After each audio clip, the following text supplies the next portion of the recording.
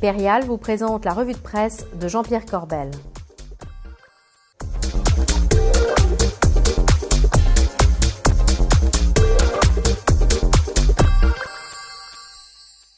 Bonjour, c'est mardi et c'est la revue de presse du Club Patrimoine avec, comme toujours, Jean-Pierre Corbel. Jean-Pierre, bonjour. Bonjour Bogdan. Vous allez bien? Très bien. God bless America, Bogdan. C'est quoi ça encore? Écoutez, c'est dans l'actualité, c'était lundi dernier, c'était la prestation de serment pour la seconde fois de Barack Obama. Et écoutez ces mots. An endless capacity for risk and a gift for reinvention. Voilà le projet américain, un appétit insatiable pour le risque et le don ou le talent de rebondir, Bogdan. Oui, mais alors, la vraie différence avec nous, c'est quoi? Eh bien, puisque vous en parlez, j'ai retrouvé le discours d'investiture de notre président. Dans le style, vous allez voir, c'est très différent, mais sur le fond aussi, on ne parle jamais d'entreprise ou juste un peu dans les forces vives entre les associations et le service public. Mais souvenez-vous de ça aussi.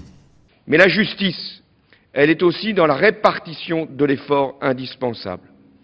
Il ne peut pas y avoir des sacrifices pour les uns toujours plus nombreux et des privilèges pour les autres sans cesse moins nombreux. Effectivement, Jean-Pierre, je trouve que vous avez une bonne tête de privilégié. Voilà. Alors, qu'est-ce qui nous sépare vraiment? Eh bien, ce qui nous sépare outre un océan, effectivement, c'est cette phrase de Michael Dell chez les Américains. Si vous n'avez jamais échoué, eh bien, c'est que vous n'avez pas assez essayé. En France, c'est le contraire. On préfère la sécurité. On aime l'État qui nous sécurise. Et d'ailleurs, sur le sujet, on attend avec impatience un rapport, le rapport Berger-Lefebvre, mené par la très médiatique Karine Berger, la tête pensante de François Hollande en matière d'épargne. Et Karine Berger, elle était il y a 15 jours au congrès de la FEDER et on a repris ses propos dans les colonnes de l'AGFI. Alors, morceau choisi. Dans la mesure où 90% du patrimoine est détenu par 10% des ménages, la question de la dépense fiscale à allouer à cette épargne devrait être étudiée au regard de cette situation. La préférence très nette et assumée par ces mêmes épargnants pour la préservation du capital et la liquidité démontre qu'il n'est nullement besoin de révolutionner les outils, mais il est en revanche nécessaire de mieux maîtriser l'approche microéconomique en effectuant des choix plus judicieux sur le type d'entreprise devant canaliser les flux d'épargne, Bogdan. C'est très beau, mais j'ai rien compris. Jean-Pierre, traduction.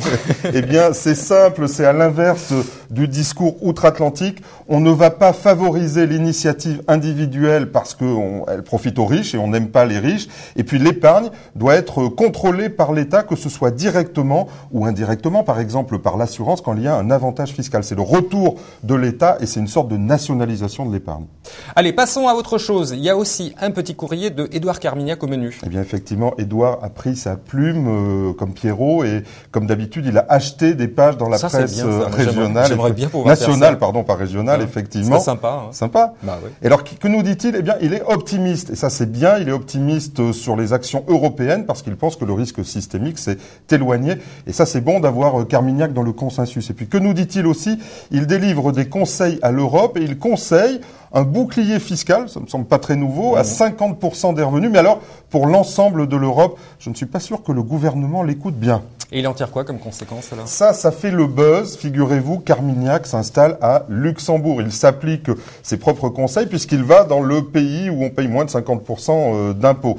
Alors, pourquoi ça? La Maison de la Place Vendôme nous dit que ça n'est pas une délocalisation, mais que c'est simplement un développement. Mais quand même, écoutez les explications quelque peu alambiquées, on peut le dire, de Didier Saint-Georges sur BFM.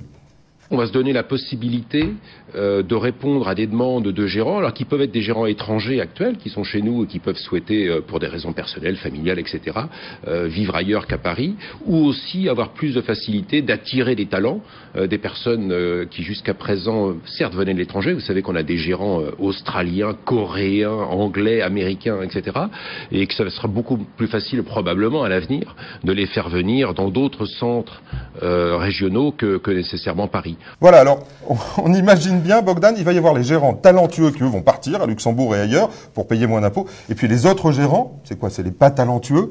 Je ne sais pas, je crois pas qu'il y en ait chez Carmignac, qui, eux, vont rester à Paris pour payer des impôts. Je crois que c'est à suivre.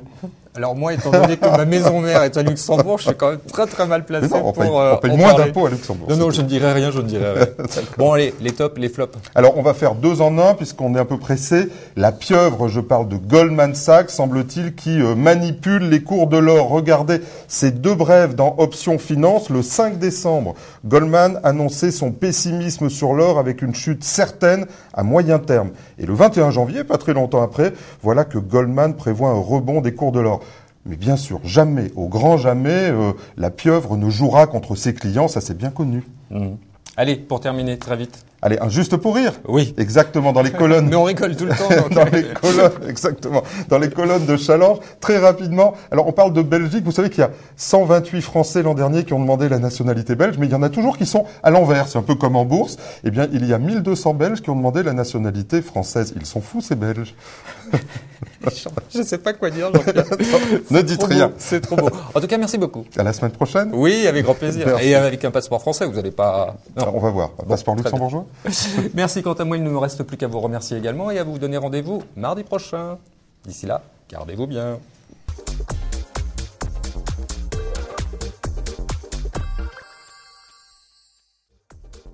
Ce programme vous a été présenté par Perial.